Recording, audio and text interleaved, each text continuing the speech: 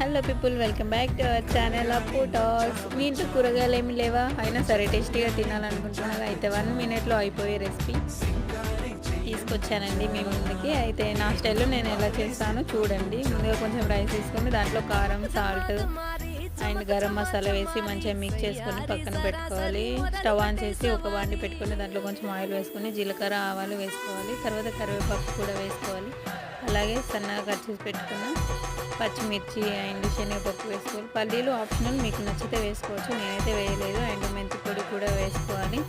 తర్వాత ఆనియన్స్ కూడా యాడ్ చేసుకొని మంచిగా మిక్స్ చేయాలి. దాంట్లో కొంచెం సాల్ట్ మనం ఆల్రెడీ రైస్లో వేసాం కాబట్టి అడ్జస్ట్ చేసుకోవాలి కరెక్ట్గా చూసుకుంటూ. అండ్ పసుపు కూడా వేసుకొని ఒక 4 ఎల్లిపాయలు దంచి వేసుకోవాలి.